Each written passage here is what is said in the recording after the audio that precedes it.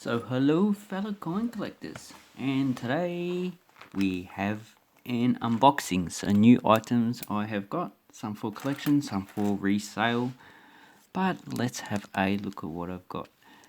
And I was first of all surprised. So I purchased this from someone in Darwin, and it took like 1.5 months to get here. They actually posted it very quickly, but Australia Post was actually pretty slow. And then again, I purchased some items from a person in Thailand. It took like 5 days to get here. So what's the go, Australia Post? Is there's something wrong with your postal services in Australia? But anyway, I'm not worried about that. So the first coin we got is a Bulgarian 10 leva. And as you can see here, 1930. And this is actually a large coin. It's actually an inflation period coin because after the First World War, in which Bulgaria actually surrendered, their currency devalued. So they used to issue. Do I have a silver coin here? No. They used to issue up until I think 20 lev gold coins, but now it's pretty much a copper and nickel coin. So nice. Beautiful coin. They actually issued 20, 50, 100 lev later on. But at this time period, I believe this was actually the highest circulating coin. Okay, so they did issue a 5 lev along with this coin. And in 1938, they issued silver 20, 50, and 100 lev coins with the portrait of Boris III. So he was the actual king at the time. And on the reverse, so this is actually what they call medal alignment, so you need to turn it on north-south axis. And this one has Krum, so that looks like Krumi, fearsome Khan of Bulgaria between 803 and 814 on horseback hunting lions and dogs. And I believe this might actually be a rock engraving on the side of an actual hillside somewhere around Sofia. Sofia is the actual capital. It's a nice coin. I actually want to get the whole set of this, but it's going to take time. Okay, other coins. So another foreign coin I've got. So I've got a few. So I have a Singapore. I'll take them all out. So there you go. I've taken them all out of the plastic so we can have a better look. So here we have a Papua New Guinea, 1 kina, 1975, the first coin of this type. Now this replaced the $1 Australian banknote because Australian dollars actually circulated up until 1975 in Papua New Guinea and were legal tender. And this is called the 1 kina coin. It has 2 saltwater crocodiles on it. So if you live up north in Australia, you should be familiar with those animals. You just don't go swimming in any waterways with them. And here we have part of the coat of arms. I think that's a bird of paradise. So you have the head, the wings, and the bird of paradise has large tail feathers. It's actually quite a beautiful bird. So if you don't know the bird of paradise, look it up. You'll be very surprised. So that one's probably worth, I don't know, $4 or $5. I see them sell for. This one's probably also worth $4 or $5. Okay, then I have the last coin I needed for this series. So this is the 200 years of independence. Has a drummer boy. This is a 25-cent coin, $0.25. Has George Washington, so 1976, and it goes with my other coins that I got with it as well. So here's the $50 that has the Independence Hall. It has Kennedy on the other side. And this is the Liberty Bell and the moon, because, you know, United States was the first country to actually land on the moon. And this says Eisenhower. And those are the free coins you get for the 200 years of independence. When I say people do coin roll hunting, they don't really get too many 25-cent coins of this. They get hell of a lot of 50-cent coins from this period. So the 70s when they do 50-cent coin roll hunts. But you don't do coin roll hunts for these $1 coins because these are no longer in circulation. Still legal tender, but they replace it with a smaller coin. Okay, then we got 2 other coins. So here we have a 1974 Singapore 50 cent. Still legal tender, no longer in circulation though. It's worth about 50 Australian cents equivalent in the exchange rate. But a coin like this in this condition would probably get a few dollars.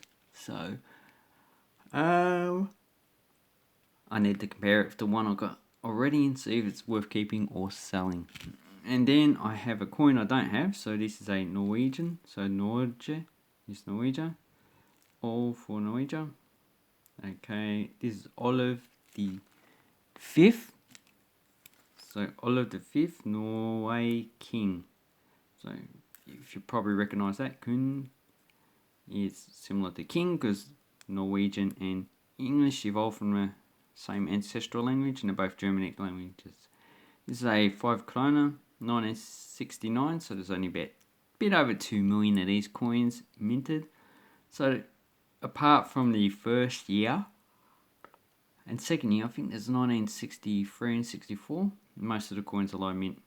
And there's the side has a 2 hammers next to each other. And this is 8 hammer, hammer, hammer. What does that say? Is that 8? Yes, 8. I need to look that up. I'm not too sure what that is. And then I got some Cook Island coins. So this one's missing the 10 cent coin. So these are all 1972 coins. They circulated on the Cook Islands until New Zealand reduced the size of the coins because New Zealand coins actually circulate on Cook Island. And the Cook Island dollar is tied to the New Zealand dollar. So as you can see, it has a round 50 cent coin, which is the same as the New Zealand coin. And all 1 and 2 cents is also the same size as the New Zealand coins. And these are all low mint. The highest mintage is the 1 cent with I think 114,000. I think the 20 and 50 cent only have 30,000. So these are all pretty low mint coins. And this one probably come from an uncirculated set. So because the animals and that are not frosted, it's not a proof set. But I actually like that. I just need the 10 cent now. And it's the first time I've actually gotten the cent coins from the Cook Islands. And then I have a Hong Kong coin set from, supposed to be 1971, but someone's changed most of these coins out. So you've got a British Crown colony at the mouth of the Canton River, 90 miles south of Canton, so that's Guangdong. It's important. Transshipment area of 391 square miles. It's roughly nearly 1,000 square kilometres. Population of 4 million in 1968. Currently it's about a bit over 7 million. So we've got nickel brass, 5 and 10 cent, copper nickel, 50 cent and $1. And as you can see, it has the second effigy of Queen Elizabeth II that was used on some territories. And Belize actually uses this effigy still on some of its coins. If we turn it over, we've got 1967, 74. So these are actually, this is similar mint to 71, depending on if it's the mint mark for the 71. 74, this is actually a lower mintage. 71 is pretty low mintage, and 73, yeah, that was a lower mintage than the 1971, I think, from memory. So that is a bit weird. They took out most of the 1971 coins. Then we have some decimal coins I got. So I got these. These are actually not too easy to get in circulation. So 1972. This is probably from a set issue. And then we have a... Okay, so another 20 cent. As you can see, the milling is actually quite good. So this is a set issue as well, 1985. So let's have a look at the milling on the 72. Yeah, definitely set issue. And then we have a 50 cent. So as you can see there, quite circulated. So this is probably from circulation. Could be from a set issue as well. I'm not too sure. 1974. But it's in high grade, so either someone's kept it or it come from a set issue. Then we have 2 pennies. So these ones, you're probably talking about $4 or $5 for that. Probably the same with the 20-cent coins as well. So that's only what I've seen them being sold for. Then I've 2.19 pennies. They all both have dots underneath the bottom scroll, and I don't see anything on the top scrolls. So 19.19.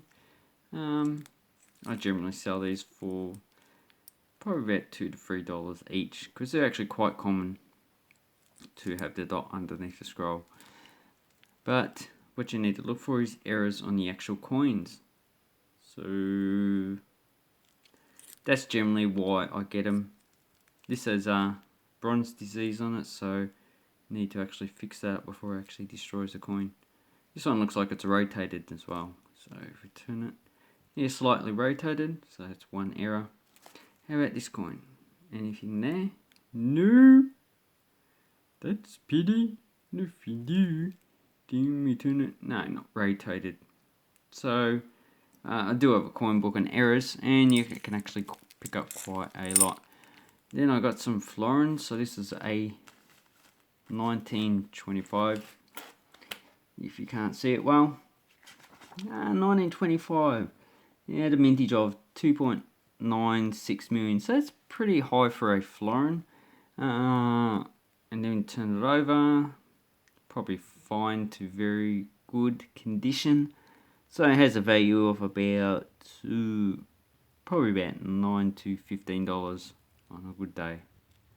But the milling is actually quite good, so it's actually quite nice. Then I have a 1935, so 25 to 35. 35 only has 915,000, so it's on the bit of a low end of the mintage. Also same value as the 1925. Probably about $12 or something like that. So you're looking at probably silver value pretty much for these. Although I probably am undergrading them, because that's basically what I do, because I'm silly. And then over 1942, so these are all 92.5% silver. So this one has a mintage of about 18 million 70,000. Yeah, in this condition probably about $10 to $12, I would say. But still, I like them. Pick them up, make videos on them, and then keep them. If I've got doubles or any of them, then I actually get rid of them.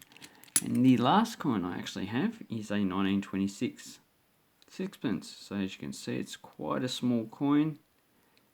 And on the back, you have George's V. A little bit damaged up there. So if we compare 1925, 1926 threepence and the florin, oops, you can see how small it is. I actually quite like these small coins. I actually like coins either they're small or very big. And this one has a mintage of 3,609,000, which is pretty high for a threepence. Oh no, it's a sixpence. No, wrong bloody coin. 1926, 6,158,000. And I would say it's probably in very good to fine condition, so probably about $3 to $5 this one costs. Probably $3, I would say. But still, it's a good coin to actually just make a coin video. I will do that later and put more information on it. And a fun fact, between 1928 and 1934, no threepence and sixpence were actually made. So that was for 6 years they didn't actually make them because of the Great Depression. Maybe we're going to go through another one. And as you can see, it has no reading on it, so these never had reading. So that's actually quite a nice coin. And the last thing I got is a banknote. So this is what will be classed as an Italian note guild. So this was issued by the Credit Italiano, and it's more like a check than a actual banknote. And generally these are issued in between 50 and 500 liras. So this is a 100 lira. And these were issued in the 70s, so this is 1976, because at that time, Italy actually went through a coin shortage, and to make up for that shortage, private banks actually issued these type of banknotes to issue for change. And there's actually quite a lot of variety, as you can see. This one has a nice colour, blue and red. But a lot of them are actually pretty much boring, like this one. No real images of animals or people or anything. Just the institution. And if you can read Italian, then you can know what's actually going on. So regional union of the commercial of tourism, Toscana. So it's issued in Toscana by the commercial tourism commercial whatever. So that's who actually is part of it. And because English actually takes a lot of its words from Latin or French or Italian, probably a few from Italian, you can actually pick up on this language Italian quite easily. But some parts, like up here, you probably have a hard time reading. But this is quite easy to read for me. Just need to translate it into English. So union, pretty much. Regional. Commercio, commercial. Tourism. Della, of the, probably. Toscana, so Toscana, a region in Italy. Anyway, that is my recent purchases. Anyway, I'd like to say thank you very much for watching my video, and I hope you have an awesome coin and banknote collecting time. And thank you for watching. Bye bye.